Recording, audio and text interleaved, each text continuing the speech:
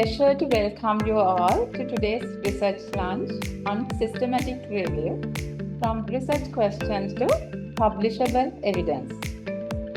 We often hear that research should be evidence-based, but in a world where thousands of studies are published every day, how do we identify the most reliable evidence and separate signal from noise?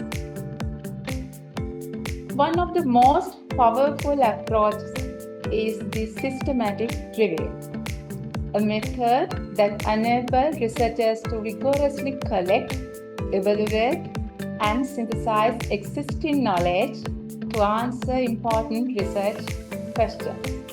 So, I'm delighted to see students, then the academics, researchers joining us today. So I hope you find this session both insightful and practical. It's now my pleasure to introduce today's resource person, Dr. Devendri Geekianage. Dr. Devendri Geekianage is a lecturer in quantity surveying and a researcher affiliated with Think Lab at the School of Science, Engineering and Environment, University of Salford, UK. Her research focuses on community engagement for risk-sensitive and regenerative urban development with an emphasis of participatory, grounded, and inclusive approaches, as well as net zero energy and circular economic transitions. She holds a BSc in Facilities Management and an MPhil in Construction and Project Management from the University of Moratuwa, and later completed her PhD in Disaster Management affiliated with Think Lab. She has been involved in several international and Sri Lankan research projects. Prior to joining the University of Salford, she worked as a lecturer and research assistant in the Department of Building Economics at the University of Moratuwa. Thank you for joining us today and for your concern, share your experience and knowledge. So we are eager to hear your insight on this important topic. So our research lunch is open to you.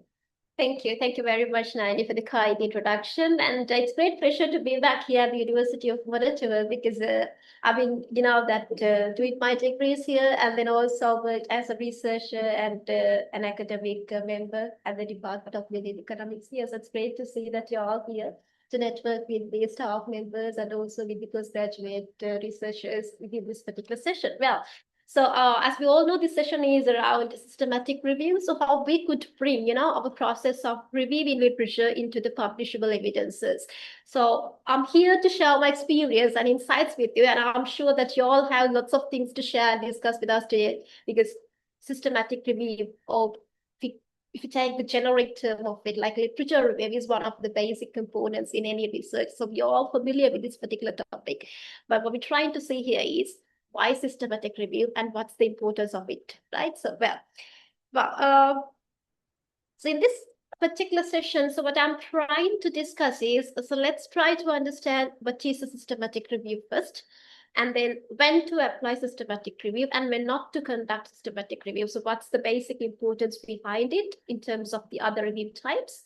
And of course, I'll try my best to take you through each and every step, the entire process of conducting a systematic review up until when it gets to the, publishable evidences, or maybe when we are publishing the systematic review papers.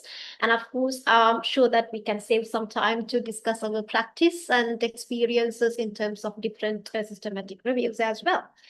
Well, so before moving to the content today, I would like to ask how many of you have conducted systematic reviews or maybe have published systematic reviews so far? I'm sure that you all are doing your doctoral studies, if I'm correct, right? So, and there are a few staff academic members as well. So what's the experience in terms of conducting or publishing systematic reviews so far? I have conducted, but now we are yet to publish 99%. I completed my journal paper, now going to submit. Okay, very good. So have any of you published systematic reviews so far? Anyone here? I'm not sure how I can communicate with the audience from the Zoom. If you are allowed to text us, so please put your answers in the chat box, and I'll try to see your answers in the chat box as well, time to time. So anyways, so I started systematic reviews. I looked into systematic reviews for the first time in 2019. So when I started my PhD journey, so when we were having a discussion with my supervisory team, so at that time, it was a bit of a hype doing systematic review. You know, everybody is, learning how to do this process. So I spent around, I think, more than 6 months to learn what is a systematic review, because I went through, I still have that data set with me. I still have those publications with me if you're interested, so I can share that with you, because it's a rigorous process for us to follow. So we should learn it first. So I read around 100 papers, not just to do my review, but to learn the process, because it's that comprehensive and we need to follow the protocol itself. So it's a good process to follow, and we need time as well to invest onto it. The first thing is to learn and then do the review itself. So it is a time-consuming process. So let's try to understand how to do systematic review as a researcher and, of course, as a postgraduate student when it comes to your individual studies in this particular session. Well, so I'm sure that you're familiar with different types of literature reviews. So can I ask you, so what are the known literature review types to use? So from your field of study, so when it comes to construction and to built environment, I guess, so you all are from the quantity surveying, facilities management, architecture, and I think it's all related to architecture. So what are the different types of literature reviews that you know? Scoping review, yeah, good. Any other types of reviews?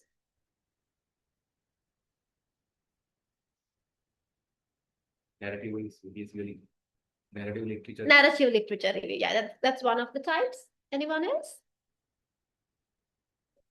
Exploratory, yeah, or else qualitative literature reviews. Yeah, all good. So if you know or known, not known, so we have around 14 specifically developed literature review types in academia that has been published so far. So this is as per my knowledge, but I'm sure that there are many other different types of reviews as well. So I got to know 14 different types of reviews which we could use in built environment research. So if you look into this particular, am I sharing my slides here? Okay, so in this particular slide, you can see around 14 different types of review methods. The critical review, the literature review, the generic type of it, and of course the mapping review. And meta-analysis is one of the advanced review types that we can use. Mixed studies, mixed method reviews, and overview reviews, of course, when it comes to the, initial stages of a review, so we could do an overview review. And as one of you mentioned, qualitative systematic reviews or exploratory evidence synthesis. And of course, rapid review, so based on the time available to you. And then scoping review for us to learn the breadth of the literature.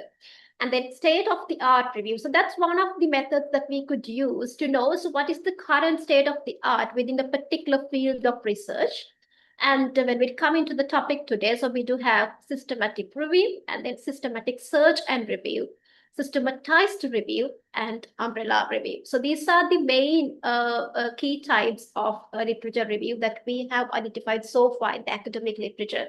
And as I mentioned earlier, so I'm pretty sure that we do have several other types of review as well, which is not maybe published or which are still emerging in terms of the academic field.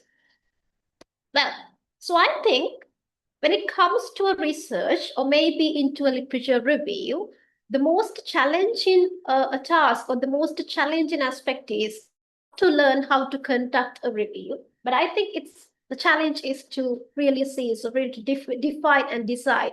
So what is the most appropriate type of review for our study? So that's where we all sort of taking things in terms of learning different types of reviews. So here, as you can see, so I have taken the basic review types, and all of these review types have its own analysis type, search protocol, and appraisal system, and how do we present and synthesize our findings.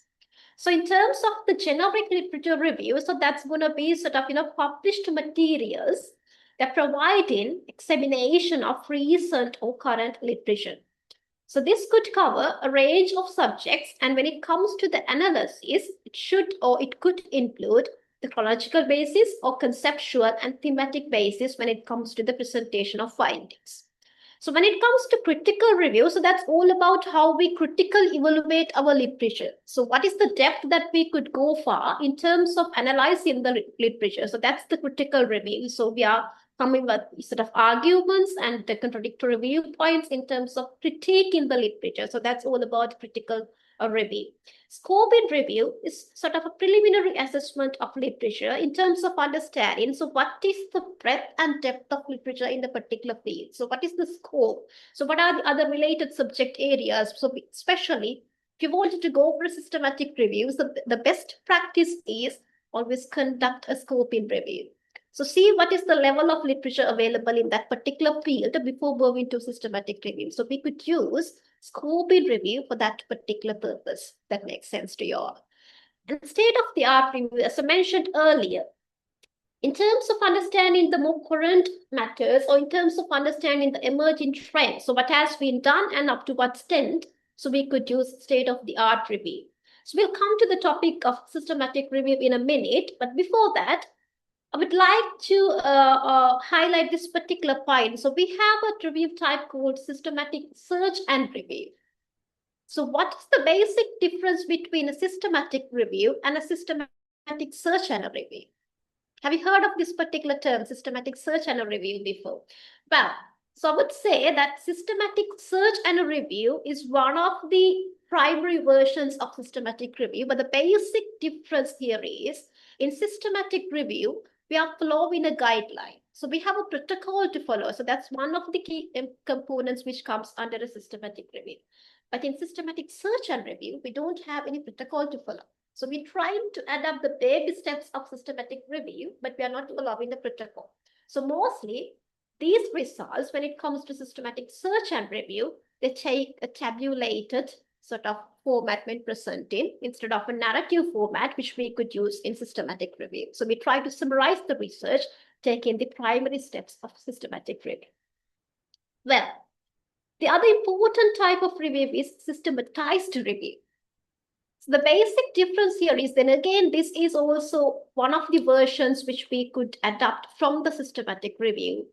The basic component here, this is one of the short review method which adapt the systematic review elements. But especially if you are a postgraduate student or academic staff member who is conducting a systematic review, who wants to conduct a systematic review, but if you are the only researcher, in this particular study, so we have a bit of a controversy here. So that's a bit of a discussion around here. So how many researchers do we need to conduct a systematic review? So what's your opinion?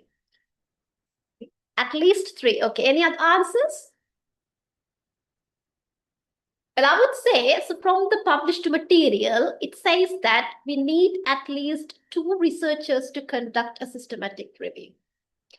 Because it has several other components, so we'll try to go through the process in a minute. So we need at least 2 researchers, but one of the challenges within postgraduate researchers, do we have 2 researchers? No, so it's going to be our study, right? When it comes to undergraduate dissertations, or maybe your doctoral study, or maybe your MPhil or MSc, it's going to be you.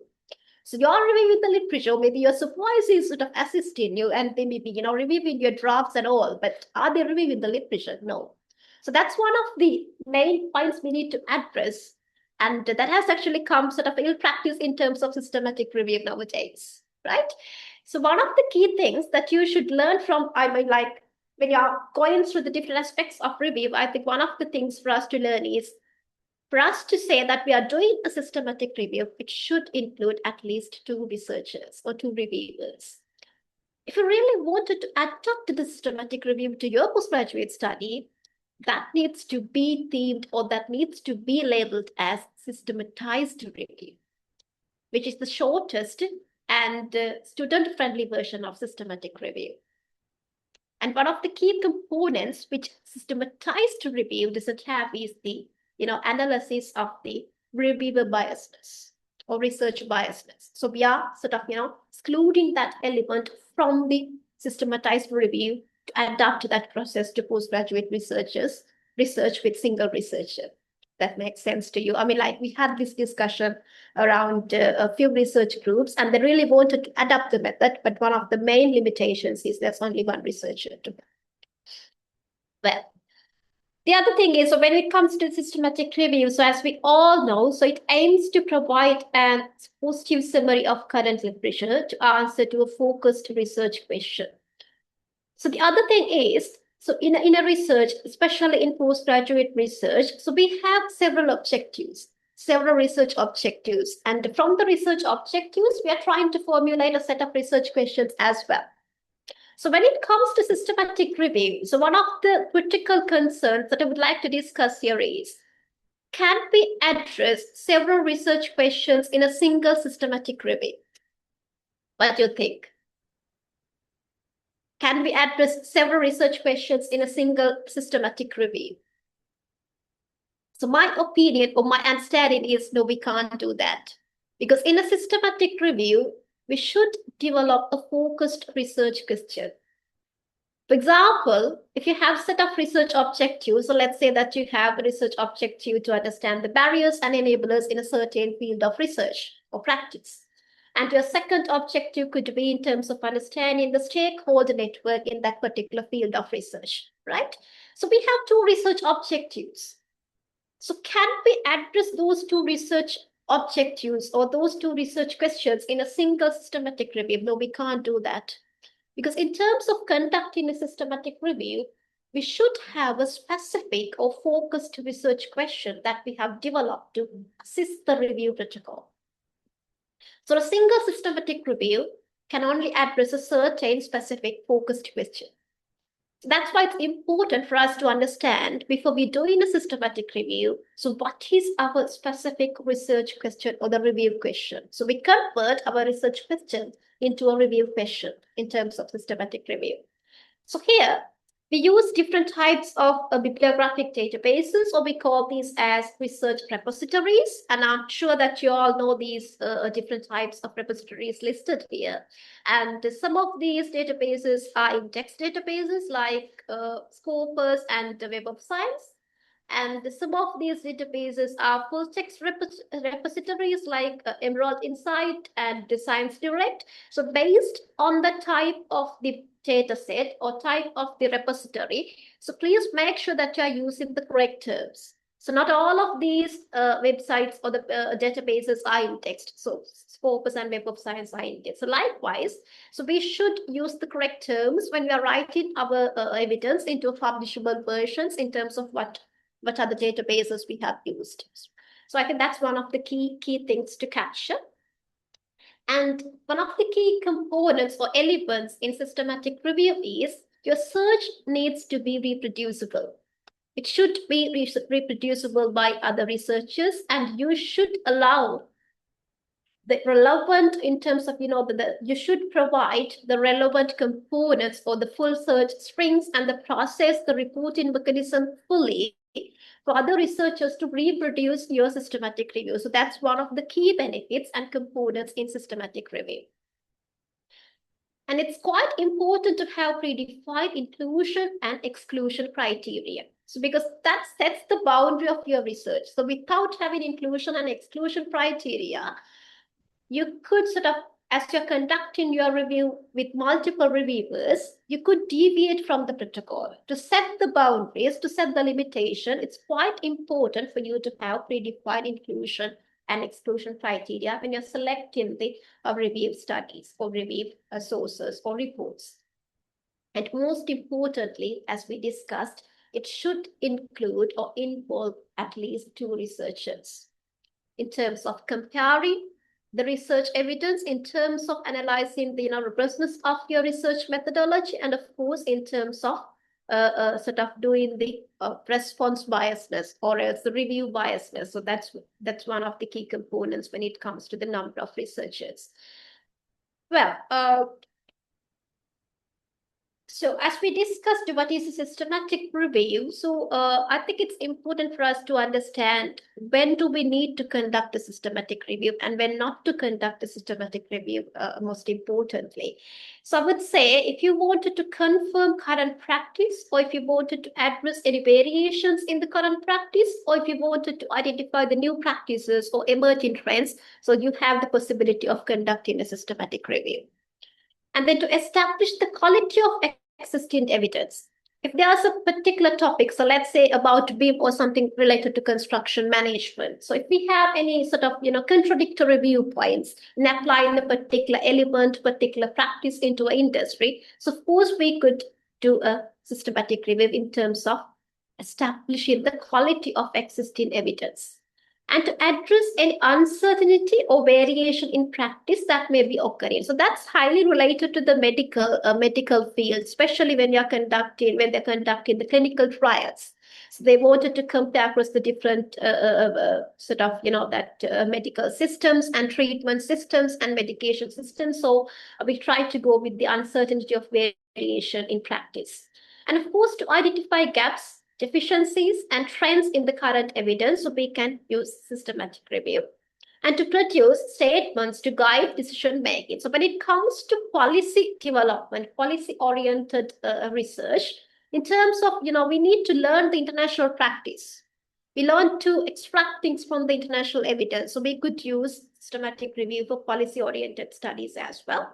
And of course, to identify and investigate conflicting results, as I mentioned earlier, especially in clinical trials, when they are treated to patients, so they can see conflicting results. So that's where we could use systematic review in terms of analyzing the patient data. So these are several generic areas where we could decide whether we can or whether we need to go for a systematic review, to conduct a systematic review. So basically, in your research, if your research question is still unclear, or if that's too broad, so that's sort of a place where you need to take a break and think about, is this the correct time for me to go for a systematic review? Because you should have a clear and a specific research question to go for a systematic review. If a research question or the area is too broad, so think about it. So take a break and think about it before you go to the process, right? So define your scope. And of course, if you have limited publishable evidence in a sort of a area, so let's say like when BIM came into prominence like few decades ago, there were limited literature base in the time for BIM, but now we have a lot of literature in terms of that particular area. So likewise, do we have sufficient literature base for us to go for a systematic review? If you don't have that breadth and depth, so it's sort of waste of time in terms of conducting a systematic review in a field with a limited research. I think these are few things we could consider when it comes to the decision whether you're going to conduct a systematic review or not. So ask yourself, before you conduct a systematic review, ask if there's enough literature published on your topic. So can you go for a systematic review with the literature available? And do you have a protocol outline in the plan, outline in your review plan? So when it comes to systematic review, so one of the key components, as I mentioned, is we are following a guideline. So what is our guideline? So are we following a guideline? So what is your review plan? You should define it. So you have the time. Do you have the time to take a systematic review, to conduct a systematic review? Because in a postgraduate journey, so as we all know, so we have a limited timeline, aren't we? So especially when it comes to literature review. So usually in doctoral research, we'll spend our time reviewing the literature like 1 year. So do we have enough time to conduct a systematic review? To share my experience, so when I started this, as I mentioned, so it took me around 6 months to learn the process, and then again, parallelly, it took me another 3 to 4 months to come to the that perfect base of systematic review for my first review occasion. So it takes time. It's a very time-consuming process because you are learning things and you have to reproduce your material as well. And of course, we have to consider the biasness, quality appraisal, and do we have a team of experts, researchers to conduct the review? And one of the optional considerations is, are you capable of reviewing literature which is not published in English? So if you are if you can access to the other languages, of course, you are sort of, that will come to use other published material in other languages as well. So ask these questions yourself because before you go to a systematic review. Well, as we talk about the guidelines, I think one of the prominent guidelines we use in systematic review is PRISMA, preferred reporting items for systematic review and meta-analysis. And this is actually one of the good guidelines which provides an evidence-based set of checklists. So for us to report our outcomes from a systematic review. So one of the main concerns or main points that I have seen when I'm reviewing the systematic review papers is many research students consider PRISMA as a methodology. But it's not a methodology. It's a reporting mechanism or a reporting statement because it provides us with a checklist for us to check when we go through this particular process, we should be aligned with this particular checklist. It's not a methodology for conducting systematic review. We have a separate set of steps, that published by the PRISMA organization, but this is a statement for reporting our evidence that we should include this particular diagram. You all know the PRISMA statement in our publishable versions of systematic review. And basically, this includes 3 key stages: the identification of the literature, the screening of the literature, and the inclusion. So we should report how we identified the literature, how we screened it, and what are the included studies. So that is the main 3 components which comes under the PRISMA statement. And of course, as I mentioned, it has 27 items that we need to check in terms of conducting a literature review, which includes different, key components in a research. As you all know, the title, abstract, methods, results, discussion, and the funding and other elements of it. So I hope that I can click on this particular aspect, a link, but it's not coming to the... So I hope you all can see the website here. So as you can see here, so this is the primary sort of, reliable information website that we all should refer in terms of conducting a systematic review. So this is the most up-to-date version of PRISMA statement 2020. And how many of you have visited this website so far? Okay, wow, that's really good to see. Well, I mean, like, if you're new to systematic review, or if you wanted to conduct a systematic review, so please visit this website, and within this particular website, you could see all the relevant information, which are reliable, which are originally published by this particular founders of the systematic review protocol and the PRISMA protocol here. So if you click on these links, it will take you to the statement paper, which you need to cite on your systematic review paper. And of course, it gives you the checklist, the 27 items within a checklist, and the flow diagram under different aspects. So we'll discuss that in a minute. So please do visit this particular website if you're keen to do a systematic review, because this is here only one place where you can get the reliable information. Of course, you could now review other different types of studies where they have published systematic reviews, but the primary source to visit is this particular website. And if I click on this checklist here, so it takes me to this checklist. And if we have a summarized version and an expanded checklist. So as I mentioned, so we have different types of items which we need to check, and we need to make sure that we have included all these items in our papers and also when we are conducting the systematic review.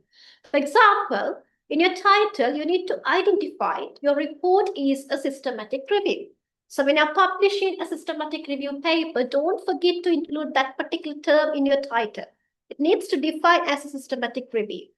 And of course, when it comes to abstracts, so they do have a different set of checklists, different set of items for us to check when it comes to the systematic review abstract. And of course, the introduction, the methods, especially they have given a good weight in terms of methodological aspects, because that's one of the key components when it comes to systematic review. And then how we need to report the results. So we need to check these items, the discussion and other information related to the protocol registration and so on and so forth. So likewise, so make sure that you have visited this particular checklist. And nowadays, this is one of the key requirements in journals that editors are now requiring, or they're requesting this checklist from you. So when you are submitting a systematic review paper, so make sure that you have downloaded this checklist and checked everything with the page numbers and the paragraph numbers within your paper where you have addressed all these components. Because now they are sort of requesting this particular checklist with your systematic review paper when you are publishing it. And if we go to the abstract version, yeah, here, if you go to the abstract checklist, you could see that when you're writing an abstract for a systematic review paper, so there are a few things that you need to check again. So you need to provide the objectives with an explicit statement of the main objective or your research question that your review addresses. So that's one of the key components. And of course, under the methods, you should mention the inclusion and exclusion criteria of your study and what are the databases or the research repositories that you have used and how you have controlled the risk of bias or quality of your evidences, and then synthesis of results. So these are the key things that you need to mention under the methods section. So when it comes to results, don't forget to mention the number of included studies in terms of the numerical value.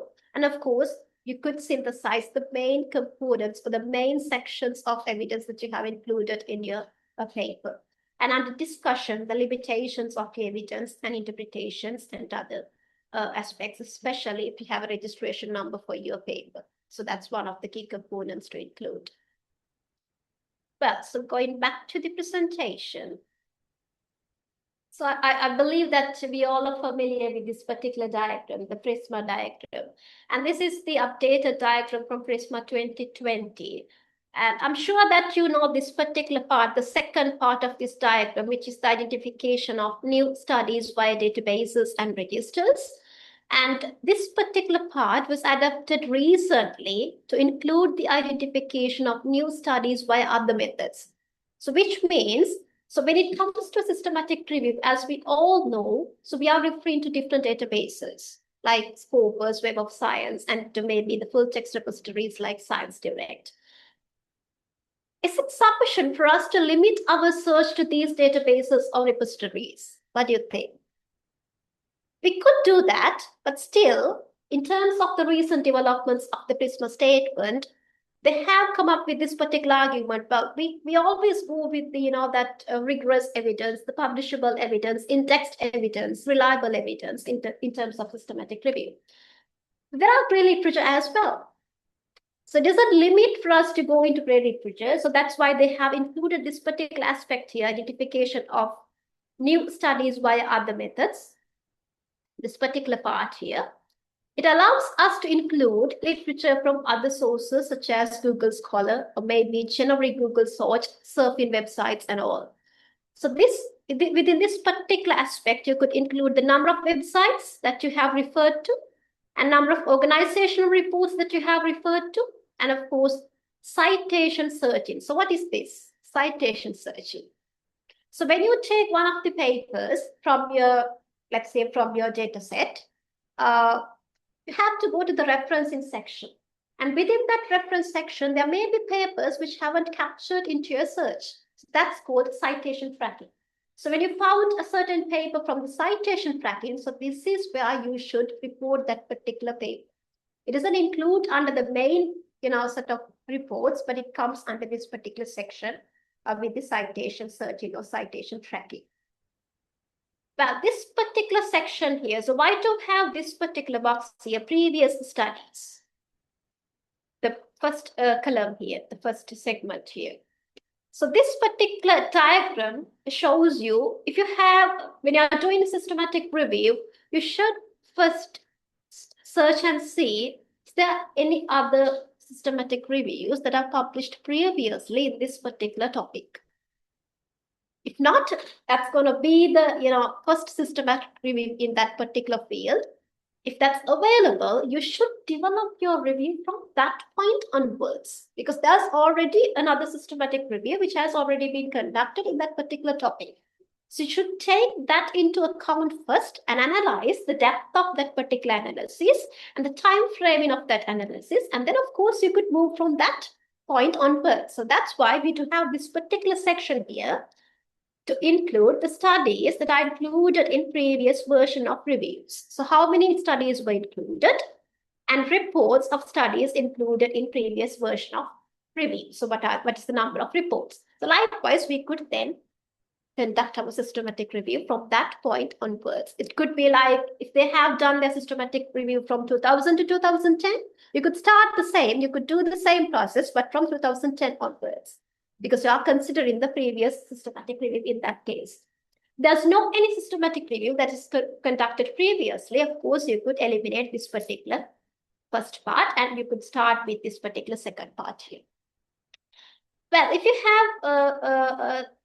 have sort of noticed this particular box here, they're using two different terms here, studies versus reports. So in systematic review, we are using these two terms. So what's the basic difference between a study and a report? When reporting our evidence, when reporting the reports we have considered for the review.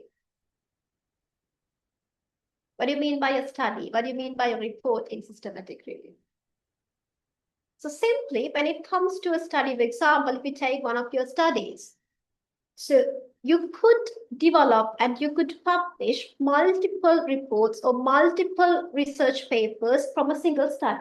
So that's why we do have this particular conversation here for us to report these two differently or separately. So for example, in a single study, if you have 5 to 6 journal articles that you have captured from this search for the systematic review, you should mention the number of studies as 1 and the number of reports as 5 to 6 or whatever it is. So how do we know what is the number of studies? Because we could see the number of reports when we get into the search repositories and when we download it, it gives us the number. But how do we know how many studies are there? That's one of the challenging parts here, right? So for example, what I have done here is when I was doing one of the systematic reviews, I used case studies. So I tried to understand, so how many case studies are there preliminary, basically. For example, if you're doing a study on tsunami, so you could, sort of classify your case study area into down south and other areas affected likewise, or maybe country-wise. And then you could come up with a number in terms of the studies based on your case studies. And then reports are the number of studies or the reports or the sources that you're downloading directly from your repositories or the databases. So that's how we should separately list down these studies and the reports, which comes under the systematic review. Well, so now we're coming to the steps, the key steps of conducting a systematic review. So I think we could take a few minutes if you have any questions up to this point before we go to the steps to follow. Okay, going to the first step. So it's about forming the research question or framing the research question. So here, as I mentioned, so we do have several research questions or research objectives in a research. So we can explore one research question at a time in a single systematic review. And when we are developing our research question, we are using search strategy tools. So we have different types of search strategy tools based on your field of study and based on your, evidence that you wanted to gather. So we could use one of these search strategy tools. So PICO is one of the commonly applied search strategy tools in the clinical trials and the medical field. But of course, we could see that it is sort of taken into the social science, built environment, construction research as well recently. And SPIDE is one of the search strategy tools which is commonly used in qualitative evidence synthesis. And SPICE is also popular in terms of the service sector in evaluating the service performance. Eclipse is also sort of related to process-oriented processes and professional services. And then CIMO is again related to mechanisms and protocol practices. And PCC, I have seen that mostly applied in the social science and built environment context when it comes to the population concept and context. As you all sort of have sort of familiarity with these systematic review process, so what is the search strategy tool that you have used in your systematic review? Is it PICO? Yeah. So have you used a SPIDE? No. PCC? Yeah, that's why I mentioned. So PICO has sort of come to the social science and built environment as well, but it has been sort of commonly used in clinical trials and the medical fields due to several reasons. But of course, let's try to go through these search strategy tools with some examples. So if I take one of the research objectives, the first objective is to assess the state of the art in community engagement for participatory decision-making in disaster risk-sensitive urban development. So that's one of the research objectives. And of course, this has a research question. So we need to convert this into a research question. So if we convert this into a research question, for example, we could say, what are the prevailing barriers and challenges limiting vulnerable communities' involvement in the planning and development process of urban projects? So in terms of understanding the state-of-the-art state-of-the-art in a particular field, you could develop a research question from that objective to understand the barriers and enablers for the community engagement. So I have taken that as one of the review questions. So I'm going to address this review question within this systematic review. So it doesn't address the entire research objective, but it tries to address one of the components within a single research objective, as you can see. So if we take this particular research question, and if we applied PICO, the population is vulnerable, marginalized urban communities here. So that's the population that we are trying to capture. Your intervention here is participation in urban planning and development process. So we try to see what's the extent of community engagement or participation in urban planning. And of course, outcome is barriers or challenges to participation or community engagement. Do we have a comparator here? So I would say no. We don't have a comparator here because the reason is, as I mentioned, PICO is mostly used in clinical trials where they're trying to compare across different treatment methods or different medicines. So for example, if they wanted to come up with a new intervention or new treatment for diabetics, they try to compare the results with the previous treatment to diabetics. So that's why the comparator comes into clinical trials. But in built environment research, or perhaps in social science research, sometimes we don't have a comparator. But one could argue, well, as this particular research is all about participation or the community engagement, what if we consider the research or urban planning processes which are not considered in community engagement? So we could compare. You know what I mean? So the urban development or the planning practices with community engagement versus without community engagement. So there's comparator in that case. So that depends on how you wanted to synthesize evidence. If you wanted to compare across different two scenarios, of course, you could put a comparator here. If not, you could consider excluding the comparator element here. So that's why this particular PICO search strategy now has come to social science and built environment, because we have the opportunity to eliminate comparator component here. So the most important thing is when you're framing your research question, you need to identify these terms accurately. If you have identified these terms if you haven't identified the terms correctly, it could lead to a misconduct in systematic review because you won't be able to capture all the evidences related to that particular research or review question. If I apply the same research question to the spider, so we could see that we have several set of elements here. The sample is vulnerable, marginalized urban communities, similar to PICO population. And the phenomena of interest would be the barriers and challenges in participation. So that's why what we try to explore here. And we have the design here. So that's called the research design. So we could gather evidence related to qualitative studies or mixed method or case studies, because this is going to be qualitative evidence synthesis search strategy protocol. And evaluation method would be experiences, the perceptions, and social constraints, and so on and so forth. So what we're trying to evaluate. And of course, the research type should be qualitative or exploratory research when it comes to spider. So I would suggest, so before you select your search strategy tool, consider what is the most appropriate one to your study. Don't try to go with PICO as many others have applied to PICO or many other researchers have published their research with PICO. That's one of the practice here. So don't try to go with PICO in that sense, but try to make sense with of like compare to different search strategy tools and try to see which one is the most applicable one to yours, and then go with that particular search strategy tool. If you take another research question or review question which is related to construction, so this is one of the review questions that I have developed. How does the adoption of BIM affect project cost overrun in large-scale construction projects compared with traditional 2D CAD-based design methods? So why I wanted to take this particular question is because we have a comparator here.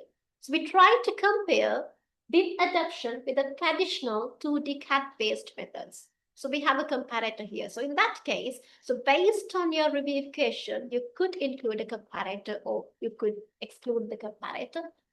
But most importantly, if you are excluding the comparator component here in a PICO, you should justify and you should mention that aspect in your systematic review paper. Okay. But moving forward, I think as we have gone through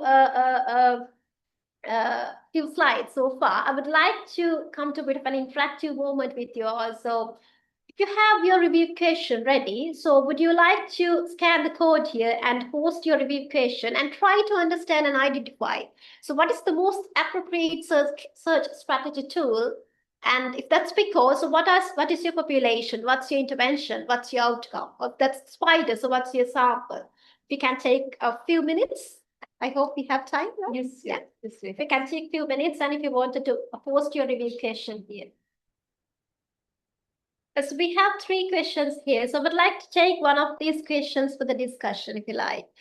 So the first question, so we got into the post here. So what are the performance and sustainability indicators for the early stage material selection using biomimicry materials in the construction sector? So one of the specific review questions I would say, because it mentions the outcome that we're trying to explore within a systematic review, and of course the context, right? The construction industry, which is very direct, and early stage material selection, so likewise. So let's try to break this particular review questions into the search strategy tool components.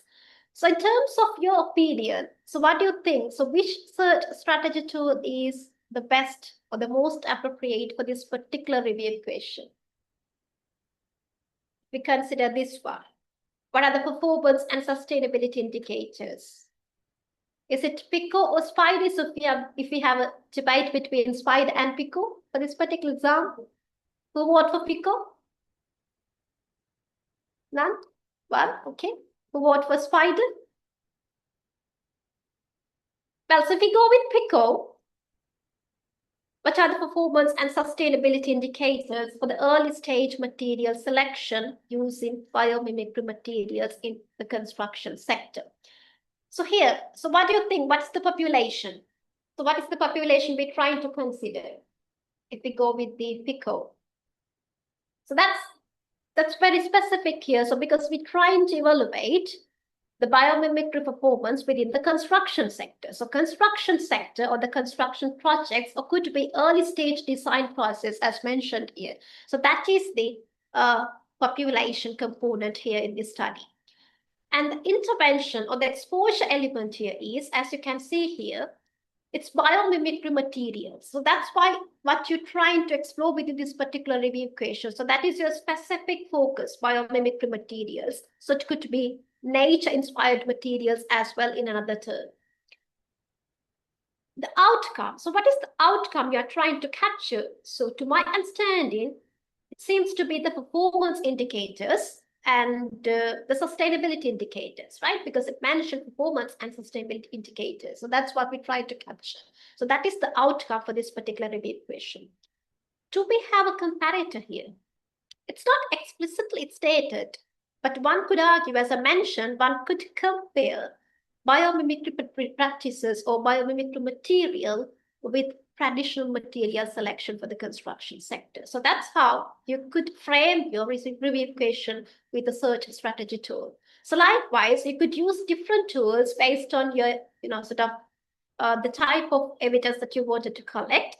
And if you wanted to go with PICO, so you need to justify whether you are trying to exclude or include the comparator component. Well, I trust that as we have several review questions here, so I'm trying to save this Padlet and I'll try to comment for these review questions, to share my insights. And of course, I think we could develop a debate or a conversation here using this Padlet even after this particular session, right? So going back to the presentation, the second step is once we have defined our review question and the search strategy tool, so we have to develop the search strategy. So for this, we are using key terms, or we call these as index terms. And of course, we use synonyms, and we combine all these synonyms using Boolean operators in a logic grid flow. So what are the steps to follow? So when it comes to the second step, it's quite important for us to follow a certain process, a specific process. The first thing is when you know the PICO terms, or let's say the search strategy tool terms, you need to put that into a tabulated format like this: the population, intervention, comparator, and outcome. And then you should carry out, and that's the best practice I would recommend for everyone to follow, because when we know these initial terms, we could use these terms to do our initial search. So what I have done is, so when I have these terms, first I created a simple logic grid using these 4 terms. I input this logic grid into this corpus. And when you search using these simple terms, it gives you another sort of, that if you're familiar with Scopus, it gives you another set of keywords which link to these key terms. And you could use that list of terms or the keywords as index terms. We call these as index terms that are commonly used within the academic literature that are similar to these terms. So that's where and how we can search for synonyms related to these, simple terms which we have adapted from the PICO strategy. So when you know these synonyms, then you are trying to develop this table into the second version. So by adding these synonyms into this each and every column. So it gives you a comprehensive list of synonyms and index terms, or the keywords that you can use to search your literature. And the next step is, now you need to refine this in terms of, putting this logic grid into the search repositories or the databases. You should use wildcards. Especially we are using different types of wildcards here. For example, we're using the asterisk mark to find multiple word endings. For example, if you wanted to go with the, let's say like, so as you can see here, the urban area, if you wanted to search for urban areas, you could use the asterisk mark here. And the city, as you can see here, so city, CIT, and asterisk mark, which gives you the literature with cities. So likewise, you could use this asterisk mark to find the multiple word forms. And we're using the question form specially to replace one character. So when we have literature from UK and the USA languages, right? So we are using different multiple English versions. So if we wanted to capture American English and British English, we could use question mark to replace one letter like O when it comes to color, so that particular aspect is here. So we have to use wildcards. And then in terms of developing the logic grid, we are combining these terms within a column using the O Boolean operator. So within a column, within a single column, you are combining these terms using O. And between columns, you are using the AND operator to connect the terms. So likewise, you are developing a full search strategy for your search, for your databases. So as you can see here.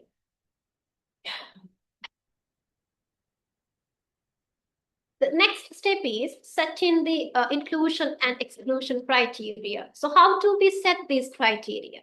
So there are good and bad practices in setting inclusion and exclusion criteria. So always need to be specific and focused, especially so we could consider taking a publication period. It could be from 2000 to 2026. If you wanted to capture the recent evidence, you could limit it to 2010 to 2026, or maybe 2020 to 26. So based on your research. And of course, you could define the research scope. So what are the areas to capture? Is that social science? Is that arts and humanities? So because when it comes to research, sometimes it could capture reports from medical science, which we don't need to evaluate. So in that case, you could consider that as one of the exclusion criteria. And then based on the document type, so are we going to capture articles? Are we going to capture conference proceedings as well? Or are we going to capture books and book sections as well? So you could limit your study to journal articles as well. So that is based on the inclusion criteria. So in terms of the quality appraisal, so are we going to limit our study to indexed publications only? Or if not, are we considering the grey literature as well? So that's one of the criteria to consider for the eligibility. And then the language. So what is the language that we could consider? So likewise, for each and every criteria, it should have a basis. It should have a justification. And you should state and you should explain all these justifications clearly in your systematic review paper. So why you have taken this particular consideration. As I mentioned, so this needs to be specific, but I have seen in some systematic review papers, they sometimes mention that I have taken relevant studies. So how do you define relevant studies? That needs to be defined. So what is your relevancy? So that's why we have these inclusion criteria as predefined. And some studies mentioned, I have excluded studies because these are not useful or these are poor quality. So how could we decide whether that's not useful or poor quality without reviewing it? So we can't have these sort of, that inclusion and exclusion criteria without having a proper justification or a basis. It needs to be properly developed. The fourth step is literature search. As I mentioned, we could use different repositories, indexed or not, or maybe, sort of search engines like Google. And what we have to do is, once we have the fully developed logic grid or the search strategy, so you could enter that into the advanced search function of these repositories. And in a particular study, I have taken Scopus as one of the databases, and of course, Web of Science. And then I did a complementary search using Google Scholar and generic Google search not to eliminate any key literature, because there's always possibility that we could exclude some of the key literature, even if we go with several databases. But I was trying to go with at least 2 databases. Don't try to limit to a single database, because it gives sort of, methodological rigorousness and methodological rigorousness to your research when we try to go with multiple databases. And next, you could, once you have the search conducted and when you have downloaded these sources, you could export, import these sources into one of the bibliographic management softwares, like EndNote, Mendeley, Zotero, and Reference Manager, because it provides you a single platform for you to reference your material when you are writing the systematic review papers. Especially, it's quite important, and one of the best practices I have seen. So always maintain a bibliographic management software with your systematic review, because it allows you to filter, remove duplicates, and of course, you to classify your sources into several projects or several categories when you go through your review. And there are many softwares which has in the academic literature, of course, an academic practice where we could use for analysis as well.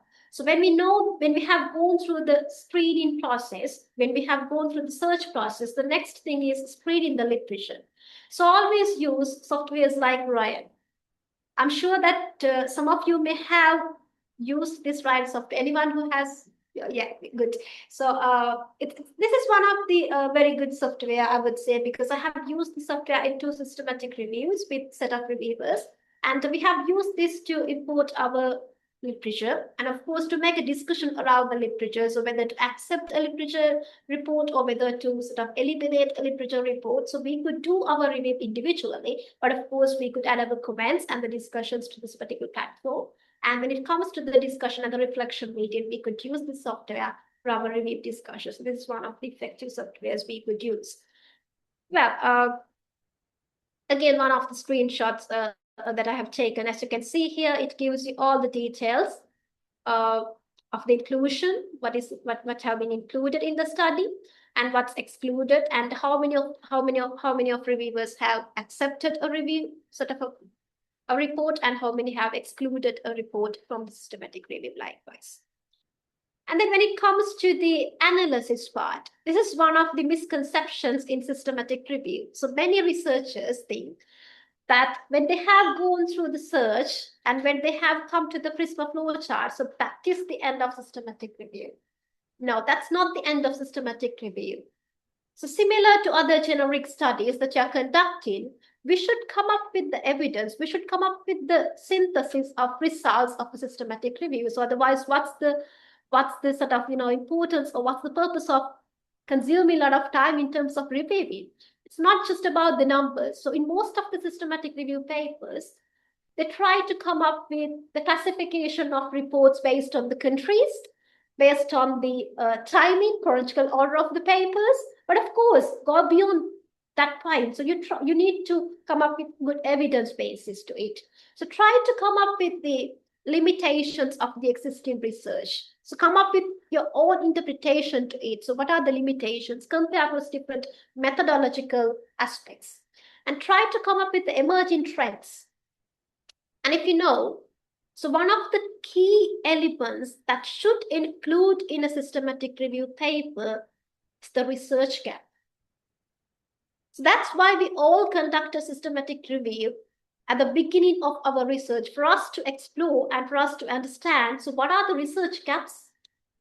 So that provides you the foundation for your research from that point onwards for other researchers in the field, because then they understand from the state-of-the-art review or from the systematic review, now we know what are the research gaps available. So we try to take one gap at a time and explore that. So that's the ultimate outcome of a systematic review.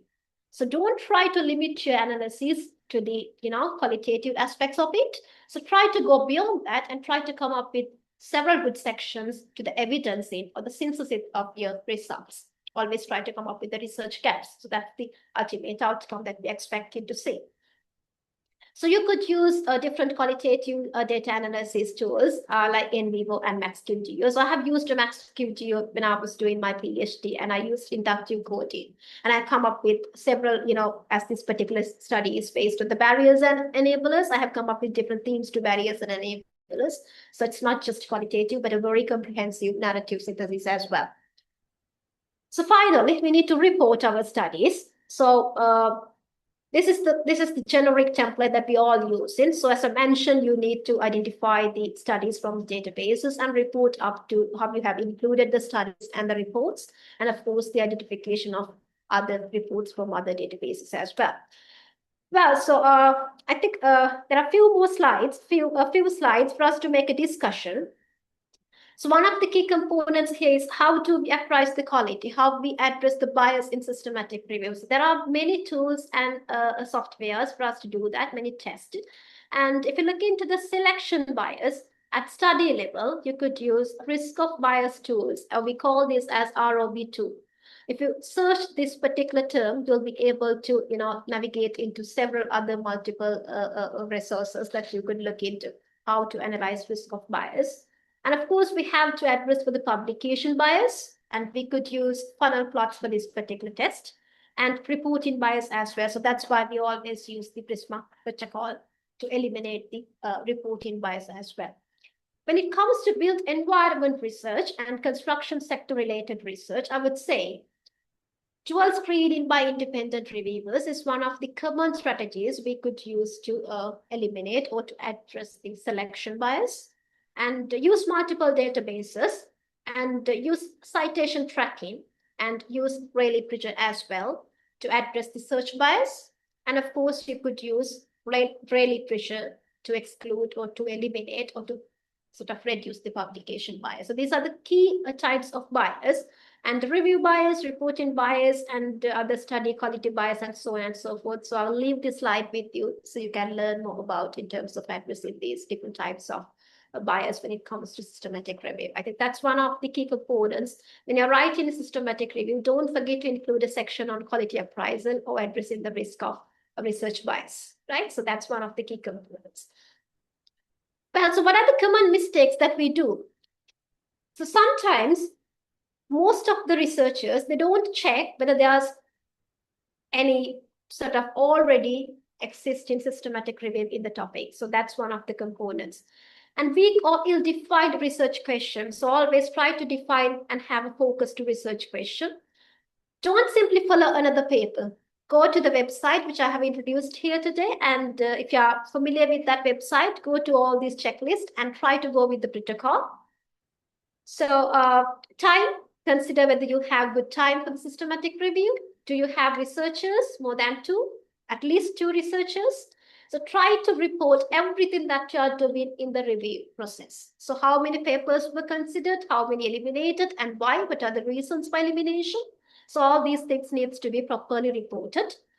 And always have a proper Excel sheet or a spreadsheet for you to record everything from the beginning of the data sort of search process, screening, and then the review process. And quality appraisal, that's one of the key components to consider. And of course, justifications. So try to come up with justifications. This is for us to discuss. Well, in terms of the single review or systematic review, I think many research, many journals and many editorial versions now have come up with this particular debate whether we can accept systematic reviews conducted by a single researcher. So now most of the journals are rejecting systematic review because of this particular argument and the debate at the moment we have in the academic literature. So they are not now considering systematic reviews conducted by postgraduate researchers, especially as they're going to go with single review. So always try to involve many other researchers, at least to get the maximum contribution from your supervisory team to review some of the papers, and try to make that discussion in your systematic review papers, like how many reviewers, how many supervisors involved. So how do you how do you appraise the quality? So these things needs to be there to validate your rigorous methodological process to get it published in a good venue. So in another publication, so the problems with systematic reviews. So they have come up with 485 studies and found 67 problems in systematic reviews, especially related to not following the protocol and weaknesses identified in some sort of reviews, and other literature excluded. Single reviewer, no double checking. So these are the common mistakes, and we need to make sure that we are avoiding these mistakes to get it published now in a good venue. So before you submit, so please make sure that you're checking the methodological clarity, whether you have used multiple data sets or databases, whether your research is reproducible, so whether you have used Boolean logic clearly in terms of reporting the synonyms, so whether you have done the correct study selection. So what are your predefined selection criteria? Is the screening process transparent? Have you reported everything that you have done? Have you excluded and included studies? So what's your quality appraisal? And finally, the synthesis. So what is your synthesis? It's not just the qualitative appraisal, but your narrative synthesis as well. So with this, I would recommend some of the pre-tapes to you. I hope that you all know the page, this particular document written by Page. This is one of the main resources to consider, and I do have mentioned 2 of my publications as well, which we have published in terms of a systematic review. Well, so I think that's the end of the presentation and the things that I wanted to deliver today, and so I'm more than happy to take any questions from the audience. Thank you. Okay, thank you so much. So you clearly explained all. Then can I take the first question? Yeah, sure. So you discuss step by steps how to do this systematic review, and then mainly focus about this search strategies like that. So how can we confident that that our search strategy has not unintentionally excluded key evidences? That's a good question, I think, Naini, because in any research, even though we are following all sort of protocol here, the checklist here, and the search strategy here, the answer is we cannot confidently say that we haven't excluded the important literature. There's still possibility. When I was conducting literature review for the systematic reviews, what I have seen is I have conducted 3 systematic reviews for my PhD, and I have involved in 6 other systematic reviews. What we have seen is, even if we have developed the full search strategy, refined and sort of tested, still there could be literature that are excluded. So that's why, as a strategy, we would say always use gray literature, always do the complement research using Google or maybe Google Scholar like search engines to make sure that you haven't excluded preliminary or primary seminal works. So that is the answer. I mean, like, we can say that we have included everything, but we need to make sure we have done enough tests, enough rounds of search, and enough, use of databases to make sure that we have taken all the steps to make sure that we haven't excluded anything intentionally. Okay, thank you. So the next chance to all dear researchers, so then you can raise any questions regarding this.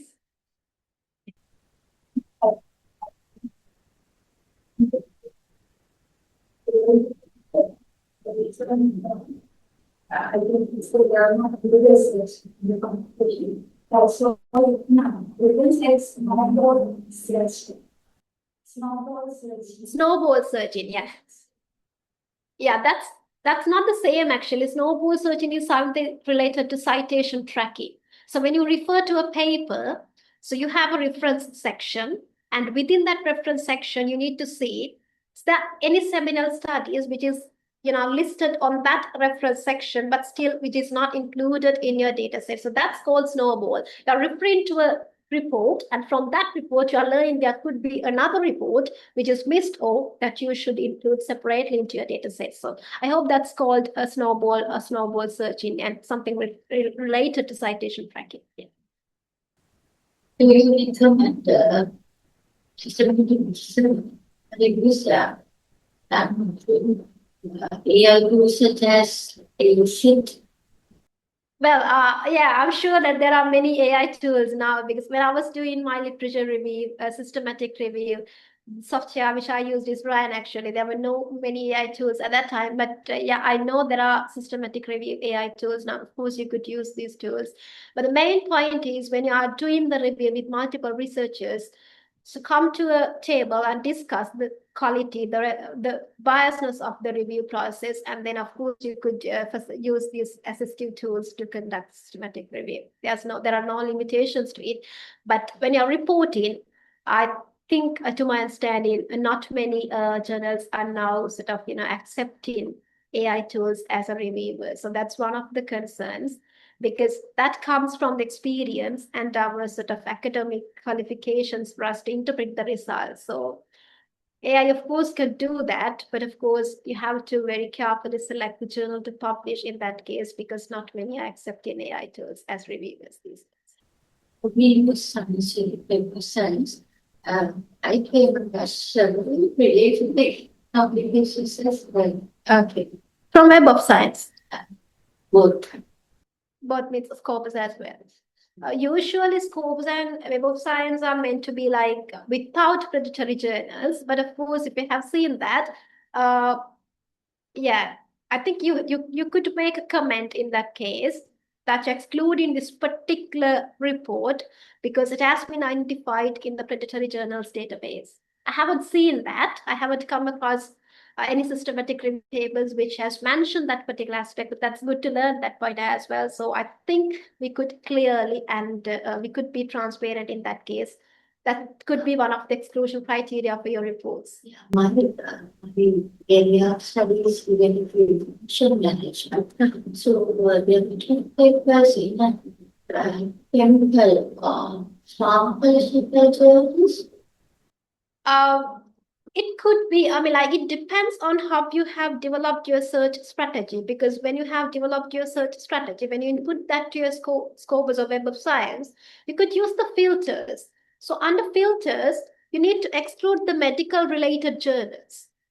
It doesn't mean like if you within your search data set, within your reports, if it has included a report from medical science or maybe chemical industry, which is not relevant to your information management field, it doesn't mean that it's predatory. Yeah, it has benefit of the features. Particular application. Okay. So I was surprised how investigated. it could be due to the search synonyms that you have used.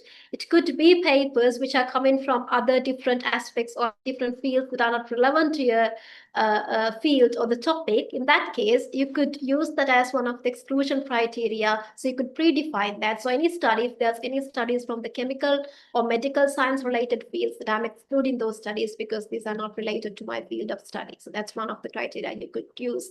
But I'm wondering how could that relate to predatory journals, because it sometimes would not be a predatory journal, but it has captured because of your synonyms and the logic grid. In fact, I don't know whether I answered your question, so we can have a chat later as well if you wanted to. Yeah, I'm not sure whether that's predatory or not, but of course it could capture within synonyms. Yeah. My second question. First of all, thank you very much for the session. So, when I was doing my SLR in my MSc, so the topic was related to the blue economic research. So, in my inclusion criteria, I have explicitly mentioned that I am considering only about the articles, but during the narrative literature, I have observed that there are many reports that are related to the blue economic practices which were published by the European Commission, World Bank, United Nations, and so on and so on. So, how can I include those reports in my SLR? Is there any way to include those reports? Okay, first thing, yeah. Can I ask you, so why did you limit your search into journal articles at the first instance? Why did you decide to go with? So with the available time, I only limited to the articles because timeline is very strict. So that's why I basically considered only about the articles. But the information that I have gathered from the reports are really relevant and recent. Well, in that case, of course, you should include those grey literature. You cannot limit your literature into journal articles if you have that particular field is well developed, and especially if that's related to practice. So these practical reports, organizational reports are quite important when it comes to policy-oriented discussions and all, right? So of course, you should include, and where to include. So that would be your question, right? So if you can look at that particular diagram, as I mentioned, so this particular set includes the reports from the databases. And this set is from other methods. So if you can, I don't know whether I can zoom into this. Well, so here you could see from websites, I have taken 4 reports. From organizations like you mentioned, UN, there are 14 reports. And of course, we cannot forget about the government publications, because these come from the practice and these are in the industry. So we have to use government publications as well, if appropriate and if reliable, and citation search in another 16. So you could use this part of the Prisma flow diagram to identify and report any studies by other methods. So this part is for the databases, and this particular part is for the other methods, right? So many studies I have seen, they have excluded this particular second aspect of the second part of the flow diagram. But yeah, you should include that, and you could include this with this diagram. Thank you. So as you mentioned, those are very well established when you use the United Nations World Bank. They are very well established in history. Yeah, that actually gives you sort of, that quality appraisal to your study as well. So now making the discussion into quality appraisal, you could mention, so they haven't excluded the grey literature because of these important reasons. You have captured these as well to complement your journal articles, right? Another question that I mentioned that in many of our SLRs, we are very limited to the chronological publication trend, geographical dispersion, and the keyword occurrence, right? So you have mentioned like we can conduct emerging trends and so on. So is there any specific way to identify those, which type of analysis that we can, which type of discussions that we can do? Is there any specific way to identify? There's no specific way to identify, because that is based on your review question and your field of study. So what you wanted to explore and what you wanted to report. So that is based on your study actually. But I would say, as a best practice, along with the qualitative evidence, along with the chronological order of the paper presentations, and of course the classification of country-wise and study-wise things, you could come up with the limitations of the studies conducted so far. That's one of the things you could consider. So what are the limitations? Overall, you could come up with your interpretations to it, right? And another aspect I would say that you could think about the methodological debate across these studies. So what are the different types of methodologies adopted within a single research topic or within a single field of study to explore the same question or maybe different questions. So that's one of the areas you could explore as in terms of a narrative discussion. And I have seen in some of the papers, they also come up with emerging trends. So what has done so far and what are emerging and what we could do in future. So that is one of the things which leads you to future research direction. So you could use that as well. And of course, come up with research gaps. You may have seen like 1 or 2 studies are considering a particular side of a research topic, but there are many other researchers, hundreds of reports considering another aspect of a research. So there are sort of gaps. So I think I would say, as I mentioned, limitations, the methodological debate, the emerging trends, and the research gaps. So these are the 4 sections I would like to see in a systematic review paper. But of course, you could include many other evidence in sections based on your review and the research study. So that depends on your research objective, what you wanted to capture and explain. Yeah, should case of emerging trends. Period review should be less. If you are presenting emerging trends, Yeah. In the period of review. Well, it doesn't need to be limited. But for example, so if you are reviewing papers, let's say from 2010 to 2026, so we got sort of a period for us to review. But still, you could see from the recent literature, let's say from 2020 to 2026, the last 6 years, you could see there are emerging topics, emerging technologies, or maybe emerging discussions around, complementing the existing field of research. For example, so we got AI, lots of AI discussion around it to construction these days. So that's one of the emerging trends. So we don't need to limit our literature review to do that, but still, if you look at the recent literature, you could come up with the emerging trends, I would say so.